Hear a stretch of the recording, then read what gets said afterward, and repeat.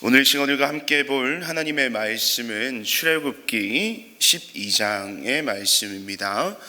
출애굽기 12장 우리 37절로 42절까지의 말씀인데요. 우리 오늘은 새 번역이 아니고 우리 개역 개정으로 우리 함께 말씀을 읽도록 하겠습니다. 혹시 성경책이 새 번역이신 분들 앞에 화면을 보시고 우리 함께 봉독하겠습니다. 제가 먼저 읽고 여러분이 한 절 읽고 교독하시고 우리 마지막 42절은 함께 읽도록 하겠습니다. 출애굽기 12장 37절로 42절 말씀입니다.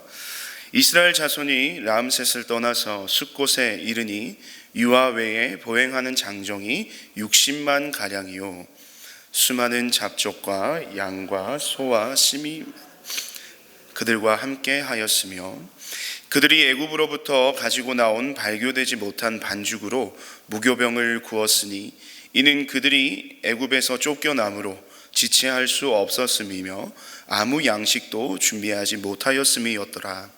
이스라엘 자손이 애굽에 거주한 지 430년이라 430년이 끝나는 그날에 여호와의 군대가 다 애굽 땅에서 나왔은즉 함께 있습니다. 이 밤은 그들을 애굽 땅에서 인도하여 내심으로 말미암아 여호와 앞에 지킬 것이니 이는 여호와의 밤이라 이스라엘 자손이 다 대대로 지킬 것이니라. 아멘.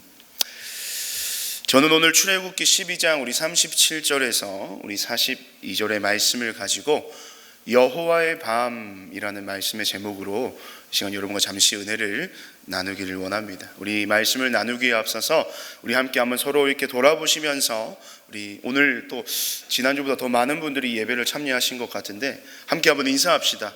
모든 것이 하나님의 은혜입니다. 우리 반대편 분에게도 한 번 더 인사할까요? 모든 것이 하나님의 은혜입니다. 여러분 이 사실을 믿으십니까? 네, 꼭 믿고 기억하고 고백하는 여러분의 삶이 되셨으면 좋겠습니다. 왜 이 말씀을 드리느냐? 요즘 이 톡진 청소년 교회에서 말씀을 나누고 있는 말씀의 주제이기도 한데요. 우리가 지난 코로나의 시간들 속에서 우리의 삶을 지배하고 있는 절대적인 단어가 이 현실이라는 것 같아요. 그래서 언젠가부터 우리는 이 현실적인 문제 앞에서 아무것도 할 수 없는 나 자신에 대한 그 절망적인 삶의 모습을 바라만 보고 있는, 그래서 이 현실의 문제 앞에서 아무것도 하지 못하는 그런 무력한 모습으로 우리는 신앙의 삶을 살아가고 있지는 않은가라는 생각이 문득 들면서 위기감이 들었습니다. 그런데 사실 우리는 현실을 살아가지만 우리는 이상을 꿈꾸며 살아가죠. 그 이상은 누구로부터 주어지는 겁니까? 하나님으로부터 주어지는 것이고 약속의 말씀으로부터 우리는 그 이상을 꿈꾸며 그 이상이 우리의 인생에 하나님을 통하여 반드시 이루어질 것이라는 믿음의 확신을 가지고 살아가는 존재들이 바로 이 땅을 사는 성도의 삶인데, 우리는 너무 현실의 삶에 집중을 하다 보니까 그 하나님을, 현실을 뛰어넘어 우리의 삶에 놀라운 약속의 말씀을 이루어 주시는 은혜의 하나님을 우리는 잊고 살아가고 있지는 않은지, 그런 삶의 신앙의 우리의 믿음에 제 스스로가 그런 위기감이 들더라고요. 오늘 이 시간 우리가 함께 찬양하고 또 함께 기도하고 또 말씀을 들을 것인데, 오늘 이 시간을 통해서 그러한 여러분의 삶의 현실을 뛰어넘어서 우리의 삶의 은혜를 베푸시는 하나님의 꿈이 다시 한번 우리의 인생의 중심이 되는 귀한 이 시간이 되기를 주님의 이름으로 축복드립니다. 아멘이십니까? 네, 그런 마음으로 오늘도 함께 하나님의 말씀을 우리가 나누기를 원합니다. 이 시간 우리가 수요 기도회가 우리 또 오전에 드리기 때문에 벌건 대낮에 이 밤에 관하여서 좀 이야기하기가 조금 그렇기는 하지만, 밤에 관해서 오늘 여러분과 함께 좀 이야기를 좀 나누려고 합니다. 여러분, 밤이라고 하면 기본적으로 이 밤에 가지는 이미지가 있죠. 어두움입니다. 여러분, 밤하면 떠오르는 여러분 속에 그 생각들이 어떤 생각들이 있으신지 잘 모르겠어요. 근데 저는 이 밤이라고 하면 먼저 딱 드는 감정이 뭐냐? 두려움입니다. 저는 사실 생긴 것과 다르게 밤을 참 무서워합니다. 왜 무서워하느냐? 어릴 적에 그런 밤에 대한 트라우마가 좀 있어요. 어릴 때 아버지께서 이제 시골에서 목회를 하실 때 이 밤이 굉장히 두려웠습니다. 왜냐하면 이 밤이 되면 항상 이 생리적인 현상이 막 발생을 하는데, 시골에서 살다 보니까 이 시골에 있는 집의 특징이 뭐예요? 뭐 요즘은 우리가 다 아파트에서 화장실 2개 딸린 집에서 다 살지만 어때 시골에 있는 집은 화장실이 밖에 있습니다. 그리고 그것도 가까이 있으면 참 감사한데 집에서 그때 제가 살던 그 사택에서는 화장실 한 20m 정도 어두운 길을 걸어가야만 했습니다. 근데 거기에 가서 또 화장실의 시설이 좋으면 또 모르겠어요. 근데 그 시골의 화장실은 또 어떻습니까? 요즘은 참 찾아볼래야 찾아볼 수 없는 푸세식 화장실이었습니다. 그 당시에 그 푸세식 화장실이 많이 있던 당시에 유행하던 이야기가 있죠. 우리 어르신 성도님들 잘 아실 것 같아요. 빨간 휴지 줄까? 파란 휴지 줄까? 저희 아버지가 목사님이신데도 화장실 가는 저에게 항상 그 이야기를 하셨어요. 참 짓궂으시죠. 그래서 그 어린 마음에 목사님이 왜 귀신 얘기를 계속 하실까? 그런 참 시험이 들은 이야기, 웃긴 이야기도 있는데 어쨌든 그 화장실에 가는 것이 굉장히 두려워서 밤이 되면 저는 굉장히 무서운 이미지를 가지고 있습니다. 그런데 한편으로 요즘에 이 밤은 저에게 어떤 이미지, 어떤 느낌이냐면 참 기다려지는 시간입니다. 왜냐하면 이 밤은요 하루의 끝을 의미하는 것이죠. 이 열심히 하루 종일 사역을 하고 또 집에 돌아갑니다. 저녁이 되고 밤이 돼서 집에 돌아가면 그 집에는요 여전히 항상 언제나 나를 사랑해주는 아름다운 아내가 기다리고 있고 또 저를 너무나도 빼닮은 4명의 이 떡두꺼비 같은 자식들이 있습니다. 그 만나는 그 순간에는 굉장히 행복하지만 그 잠들기 전까지 굉장한 전쟁을 치르기 때문에 힘이 들긴 해요. 하지만 그런 상황이 너무 행복합니다. 그래서 제게는 이 밤은요 굉장히 기다려지는, 요즘은요 굉장히 힐링이 되는, 또 이전과는 다르게 이 밤이 참 기대가 되는 시간인 것 같아요. 이처럼 저에게 있어서 이 밤은요, 이 어떤 시점에서는 어릴 때는 부정적이었지만 이 또 다른 시점에서는 긍정적이기도 한 것처럼 이 밤이라는 단어는 2가지 이상의 의미로 풀이될 수 있는 이 중의적인 의미를 가진 단어가 아닌가 생각이 됩니다. 저는 오늘 출애굽기 12장 이 37절에서 42절의 말씀을 통해서 이 밤에 관하여, 특별히 이 본문의 표현을 따른 여호와의 밤이 갖는 서로 다른 의미를 함께 여러분과 살펴보면서 오늘날 저와 여러분에게는 이 여호와의 밤이 과연 어떠한 의미인지 우리 함께 말씀을 통해서 살펴보기를 원합니다. 오늘 본문의 배경은요, 우리가 너무나도 잘 알고 있는 이 출애굽 직전에 이 애굽 땅에서 바로와 모세, 그리고 애굽 전역을 뒤덮은 하나님의 그 10가지 재앙의 이야기의 마지막 클라이맥스 부분입니다. 하나님은 애굽 땅에서 고된 노동으로 인해 이 고통 중에 있는 이스라엘 자손의 탄식, 그리고 그들의 부르짖음을 들으셨습니다. 그리고 그들의 조상인 아브라함과 이삭, 그리고 야곱과 세운 언약을 하나님은 기억하셔서요, 이 애굽으로부터, 그 노예의 고된 생활로부터 그들을 건져내어줄 한 사람, 누구를 택하셨습니까? 바로 모세를 택하여 부르셨습니다. 그리고 때가 되어서 이 모세를 애굽 왕 바로 앞에 세우셔서 이 하나님의 메시지를 바로 왕에게 전하게 하시는데요, 이 어떤 메시지를 모세가 바로 왕에게 전했는지 우리 출애굽기 5장 1절의 말씀을 화면을 보면서 함께 한번 읽도록 하겠습니다. 출애굽기 5장 1절의 말씀입니다. 함께 읽습니다. 그 후에 모세와 아론이 바로에게 가서 이르되 이스라엘의 하나님 여호와께서 이렇게 말씀하시기를 내 백성을 보내라. 그러면 그들이 광야에서 내 앞에 절기를 지킬 것이니라 하셨나이다. 이스라엘의 하나님 여호와가 내 백성을 보내라 라는 이 말씀, 여러분이 바로라면 어떻겠습니까? 굉장히 당황스러운 말씀입니다. 그 당혹감이 그 다음 말씀 2절 말씀에 이어지고 있는데요, 2절의 말씀을 보시면 바로가 이르되 여호와가 누구이기에 내가 그의 목소리를 듣고 이스라엘을 보내겠느냐? 나는 여호와를 알지 못하니 이스라엘을 보내지 아니하리라 라고 바로가 대답합니다. 바로가 모세의 말을 듣지 않았던 가장 근본적인 이유가 2절 말씀에서 나타나는데요, 이 여호와가 누구이기에, 여러분 여호와가 누구이기에 라는 이 표현은요, 실제로 바로가 여호와에 대해서 몰랐을 수도 있습니다. 그런데 여러분, 누구의 하나님이라 그랬습니까? 누구의 여호와라 그랬습니까?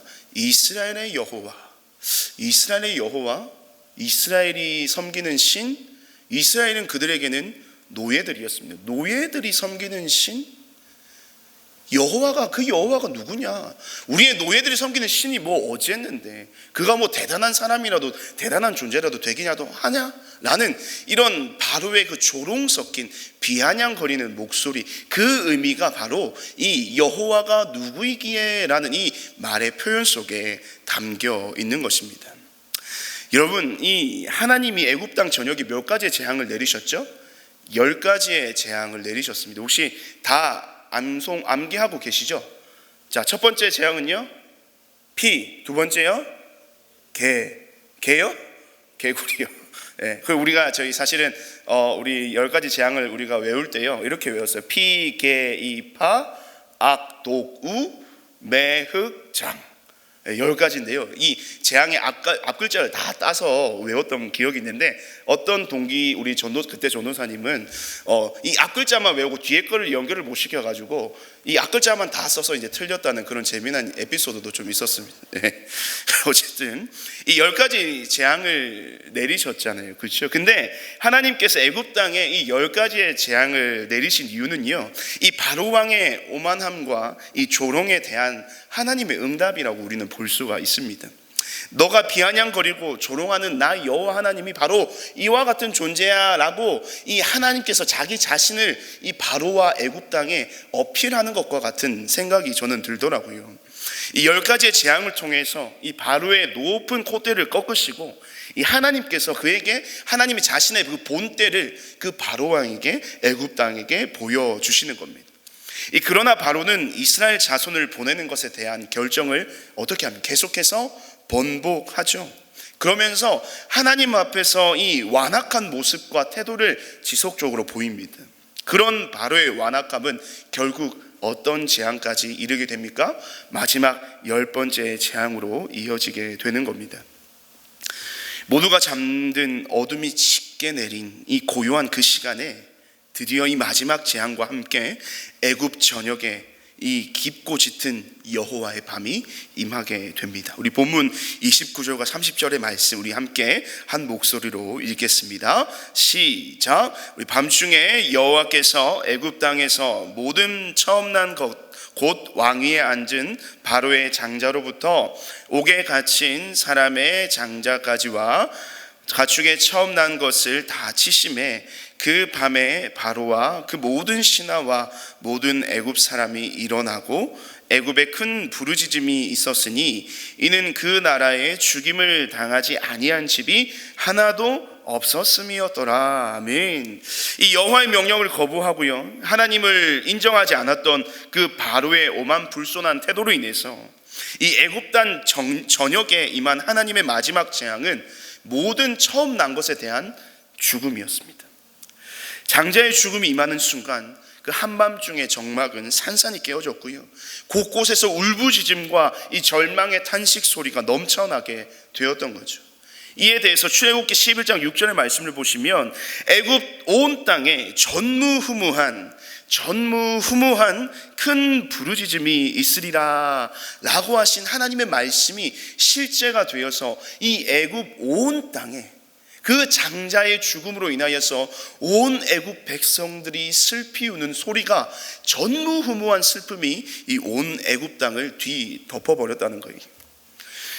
여호와 하나님을 알지 못하는 자들에게 이 여호와의 밤은요, 이처럼 어둡고 소망이 없는 절망적인 밤이 되었습니다. 10번째 재앙을 포함하는 애굽 땅에 임한 이 10가지의 재앙은 곧 하나님을 알지 못하고 하나님을 믿지 않는 자들에게 내리시는 하나님의 그 공의로운 심판이었습니다. 여러분, 하나님의 심판은요, 두 가지의 의미가 있을 수가 있겠죠. 하나는 하나님 앞에서 그들의 죄에 대한 징벌의 성격이 있을 것입니다. 또 하나는요, 이를 통해 하나님의 존재를 드러내시고 보게 하시고 알게 하시는 것에 있었습니다. 이 분명한 것은 지금 이 10번째 재앙 앞에 놓인 애굽의 바로와 또 그 백성들은요, 지금 이 하나님의 존재에 대한 확실한 인식과 동시에 하나님에 대한 두려움으로 가득 차게 되었습니다. 33절의 말씀에 보시면 이렇게 얘기합니다. 애굽 사람들은 말하기를 우리가 다 죽은 자가 되도다 하고 그 백성을 재촉하여 그 땅에서 속히 내보내려 하므로. 이 여호와의 밤은 여호와를 알지 못하는 자들, 믿지 않는 자들에게는 바로 절망적인 밤이 되었습니다. 비극적인 밤이 되었던 것이. 하지만 동시에 이 밤은요, 다른 누군가에겐 새로운 삶을 시작하게 되는 소망을 여는 밤이 되기도 한다는 겁니다. 우리 본문 42절 말씀 우리 함께 한번 읽겠습니다. 42절 말씀입니다. 이 밤은 그들을 애굽 땅에서 인도하여 내심으로 말미암아 여호와 앞에 지킬 것이라. 이는 여호와의 밤이라. 이스라엘 자손이 다 대대로 지킬 것이니라. 아멘. 전무후무했던 슬픔과 탄식이 온 애굽을 뒤덮었을 때요, 이와는 대조적으로 유독 평화로웠던 곳이 있었음을 우리는 기억합니다. 여호와의 말씀을 따라서 흠없고 순전한 어린 양을 취하여 그 어린 양의 피를 문설주와 임방에 바른 자들의 집은 하나님의 사자가 어떻게 해요? 그 집을 넘어갔습니다. 여러분, 이것이 바로 패스오버, 뭡니까? 유월절의 시작이었던 겁니다. 이 죽음을 면하고 생명을 얻는다는 것, 죽음을 피하고 생명을 성취하게 된다는 것, 그것을 가지게 된다는 것은 인간으로서 하나님을 통해 얻을 수 있는 가장 큰 은혜이자 축복입니다. 이 축복을 이 여호와의 밤에 이스라엘 자손들은 소유하게 되었다는 겁니다. 여호와의 밤이 이스라엘 자손들에게 이 소망의 밤에 될 수밖에 없었던 이유를 우리는 조금 더 구체적으로 살펴볼 필요가 있는데요, 그것을 조금 더 구체적으로 살펴보면 크게 세 가지의 의미를 우리는 찾아볼 수 있을 겁니다. 우리 첫째로, 그들에게 있어서 여호와의 밤은 완전한 해방을 이루는 밤이었습니다. 완전한 해방의 밤이 되었다는 거예요. 요셉을 알지 못하는 새로운 왕이 일어났을 때부터 지금까지 우리 41절에서 말씀을 보니까 몇 년 동안이라고 이야기합니까? 430년입니다. 이 430년이라는 긴 시간 동안 고통과 억압 속에서 그들은 살아왔었어요. 그러나 영원할 것 같았던 그 슬픔의 시간의 종결이 바로 언제 임하게 되었다는 겁니까? 이 여호와의 밤을 통해서 그들 가운데 임하게 되었다는 거예요. 출애굽을 통하여 이젠 더 이상 억압이 아닌 하나님 안에서 참 자유를 얻게 된 밤이 바로 여호와의 밤이었습니다. 둘째로, 그들에게 있어서 여호와의 밤은 어떤 밤이었을까요? 그들에게 있어서 여호와의 밤은 승리의 밤이었습니다. 어떠한 승리요? 완전한 승리의 밤이라는 거예요. 여호와의 밤이 임하던 그때 이스라엘 자손들은 이 쫓기듯 급하게 애굽을 떠나왔지만 그냥 빈손으로 나온 것이 아닙니다. 우리 본문 36절의 말씀을 보시면 이렇게 기록합니다. 여호와께서 애굽 사람들에게 이스라엘 백성에게 은혜를 입히게 하사 그들이 구하는 대로 주게 하심으로 그들이 애굽 사람의 물품을 취하였더라. 우리 41절 말씀도 함께 한번 읽어보겠습니다. 41절 말씀 우리 한 번 더 클릭해 주시면, 우리 말씀을 화면을 보시면 함께 읽겠습니다. 시작. 430년이 끝나는 그날에 여호와의 군대가 다 애굽 땅에서 나왔은즉. 여러분, 41절의 말씀을 보시면 애굽을 탈출했던 무리들을 여호와의 무엇이라고 표현하고 있습니까? 군대라고 표현하고 있습니다. 이 36절의 말씀을 또 보시면 애굽 사람들의 물품을 취했다라고 이야기를 하고 있죠. 이 두 가지를 우리가 함께 생각을 해보면 어떤 이미지가 좀 떠오를까요? 이 마치 이 전쟁에서 승리한 군대가 이 패전국으로부터 전리품을 취하는 것과 같은 이미지를 떠오르게 하는 것입니다. 이 하나님께서 애굽 땅에 내리신 재앙을 통해서 애굽은요, 하나님으로부터 어떤 것을 맛보게 됩니까? 이 쓰디쓴 패배를 맛보게 되었습니다. 이 여호와의 군대인 이스라엘 자손이 애굽의 물품을 취하여 돌아오는 이 장면은 치열한 전장에서 확실한 승리를 쟁취하고 이 금이 환영하는 모습, 이 마치 이 모습이요, 이 개선 행진곡과 같이 느껴진다고나 할까요? 이 출애굽한 이스라엘 자손을 하나님은 이 여호와의 밤을 통해서 세상 가운데, 그것도 세상에서 가장 강대국이었던 그 애굽 땅 한 복판에서 그들을 확실한 무엇입니까? 승리자로 높여 주셨던 겁니다. 셋째로 그들에게 여호와의 밤은 어떠한 밤이었냐? 바로 새로운 삶을 약속받는 밤이었습니다. 이 여호와의 밤이 애굽에게는 심판의 밤이었습니다. 하지만 이스라엘 자손에게는 그 언약이 성취되는 밤이었다는 겁니다. 우리 창세기 15장 13절과 14절의 말씀을 보시면 하나님께서 아브라함에게 약속하신 말씀의 내용들이 나옵니다. 빨간 글자들을 한번 보시면 이렇죠. 너희가 이방에서 객이 되어서 그들을 몇 년 동안 400년 동안 섬기겠으나 내 자손이 큰 재물을 이끌고 나오리라 라고 하는 이 아브라함 때에 약속하신 하나님의 약속의 말씀입니다. 그리고 지금 그 약속의 말씀이 오늘 이 출애굽기 12장에 이르러서 이 모세의 때에 430년이 지난 이 때에 그 모든 약속의 말씀이 다 어떻게 되었습니까? 성취가 되었다는 겁니다. 그리고요, 우리 18절과 21절 말씀, 우리 창세기 15장 18절과 21절의 말씀 보면 또 이런 말씀이 있어요. 그날에 여호와께서 아브라함과 더불어 언약을 세워서 이르시되 내가 이 땅을 애굽 강에서부터 큰 강 유브라데까지 내 자손에게 주노니 라고 말하면서 쭉 족속의 이름이 등장하고 있습니다. 이 족속들은요, 가나안 지방에, 가나안 지역에 살고 있었던 족속들의 이름입니다. 여러분, 이것은 무엇을 의미합니까? 그 땅을 이스라엘 자손들에게 주시기로 약속하셨던, 아브라함에게 약속하셨던 그 하나님의 약속이 지금 누구에게 이르러서, 이 모세의 때에 이르러서 이스라엘 모든 자손들에게 완전하게 이루어졌다, 성취되어졌다라는 것을 보여주는 말씀입니다. 결국에는 이 여호와의 밤을 통해서 노예로 살았던 이스라엘 백성들이었지만 결국에는 그 끝내 하나님께서는 그 모든 약속의 말씀을 그들에게 신실하게 이루어 주셨음을 나타내는 겁니다. 그래서 그 신실하신 하나님으로 말미암아 이스라엘 백성들에게는 어떤 삶이 열렸습니까? 새로운 땅에서 새로운 하나님의 나라의 번영을 누리며 살아가는 새로운 삶의 소망의 길이 그들에게 열리게 되었다는 겁니다. 오늘 본문은 이처럼 이 동일한 하나의 사건이지만요, 이 서로 극명하게 다른 결과를 맞이했던 애굽의 바로와 그리고 이스라엘의 자손의 모습을 의도적으로 대비시키고 있습니다. 이를 통해서 우리는 몇 가지 중요한 사실들을 우리는 기억해야만 하는데요, 첫째로 이 여호와의 밤은 모두에게, 누구에게나 임한다는 것입니다. 오늘날 우리의 입장에서 본다면 이 여호와의 밤은 곧 어떤 밤이 되겠습니까? 주님이 다시 오실 재림의 때와 같을 겁니다. 주님이 다시 오실 그날에는 우리 모두가 다, 세상에 믿는 자든 믿지 않는 자든 모두가 다 동일하게 주님 앞에 서게 될 것이고 그 날을 맞이하게 될 것입니다. 그리고 다시 오신 주님으로 인하여서 공평과 정의로 그 주님은 우리의 삶에 대하여 판단하여 주실 것입니다. 그렇게 우리는 그날을 어떻게 해요? 기쁨과 소망으로 맞이할 준비되는 삶을 오늘 이 순간, 이 하루에 우리는 그런 준비된 자의 모습으로 살아가야 한다는 겁니다. 둘째로 우리의 삶의 모습과 태도에 따라 이 여호와의 밤의 성격이 결정된다라는 것입니다.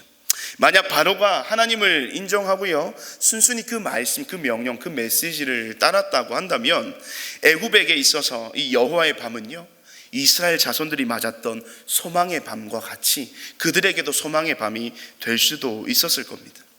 하지만 하나님에 대한 불손하고 오만한 태도는 결국 여호와의 밤을 절망의 밤으로 맞이하도록 만들어 버렸다는 겁니다. 늘 하나님 앞에서 겸손한 태도로 하나님을 높이고 하나님을 인정하는 삶을 사는 것이야말로 이 여호와의 밤을 소망 가운데 맞을 수 있는 중요한 기준이 된다라는 것을 우리는 기억해야 한다는 것이죠. 그리고 마지막으로 셋째로 결국 궁극적으로 여호와의 밤이 우리에게 소망의 밤이 되게 하는 것은 오직 하나님의 은혜라는 겁니다. 우리 오늘 본문 12장 13절의 말씀 우리 함께 한번 읽도록 하겠습니다. 내가 애굽 땅을 칠 때에 그 피가 너희가 사는 집에 있어서 너희를 위하여 표적이 될지라. 내가 피를 볼 때에 너희를 넘어가리니 재앙이 너희에게 내려 멸하지 아니하리라. 여러분, 여기서 중요한 표현은 바로 본다라는 표현입니다. 여호와의 사자가 이 장자의 죽음을 시행할 때 무엇을 보았습니까?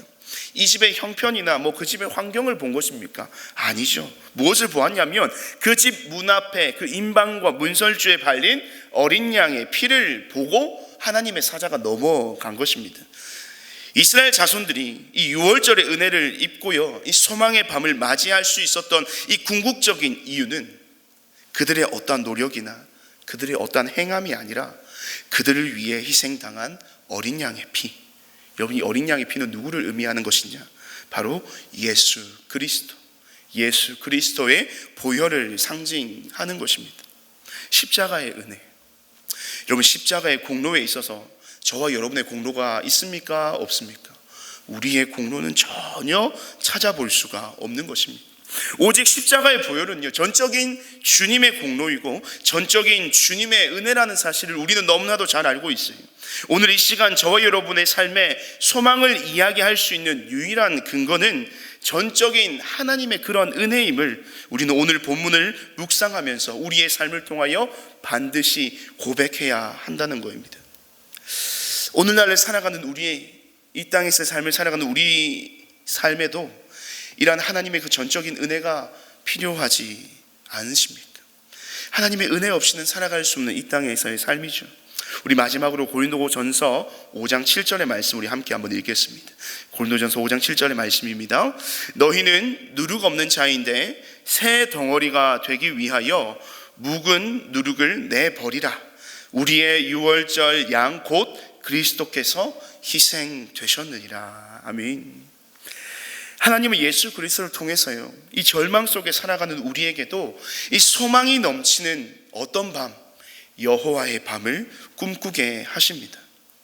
죄와 어둠과 사망의 권세 아래에서 고통당하고 있는 우리의 삶을 하나님은 보시고요, 울부짖는 우리의 신음과 탄식의 소리를 우리 하나님께서 들으시고요, 환난 가운데 살아가는 우리 모두의 삶을 속속들이 다 알고 계시는 하나님께서 저와 여러분 우리 모두를 그 소망의 자리, 십자가와 그 은혜의 자리로 불러주셨음을 여러분 꼭 기억하셨으면 좋겠습니다.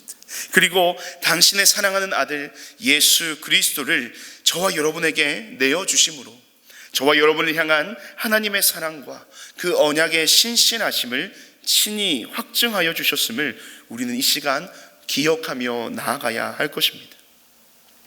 사랑하는 성도 여러분, 그런 놀라운 은혜를 허락하여 주신 하나님 앞에서 우리의 삶의 자세와 모습은, 이 땅을 살아가는 이 현재와 이 현실 속에 살아가는 우리의 삶의 자세와 모습은 어떠해야 하겠습니까? 먼저는 겸손해야 하는 것입니다. 성도의 겸손은 곧 하나님 앞에 순복하는 것입니다. 그것이 바로 우리의 겸손의 자세라는 것입니다.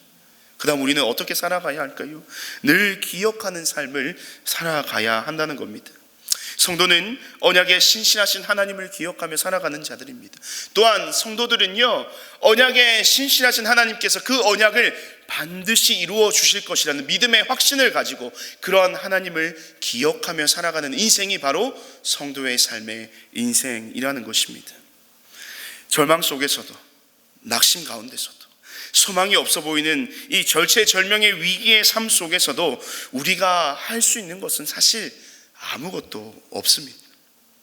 오직 주의 은혜가 우리에게 임할 때에, 오직 주의 사랑의 역사가 우리 안에 일어날 때, 주님이 내 삶의 주인이 되셔서 우리의 삶을 친히 다스려 주실 때야말로 비로소 우리에게도 하늘 소망 가득한 여호와의 밤이 임하게 될 것입니다.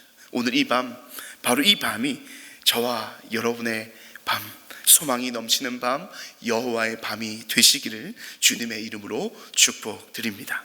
우리 시간 함께 말씀을 기억하면서 우리 함께 합심하여 기도하기를 원합니다.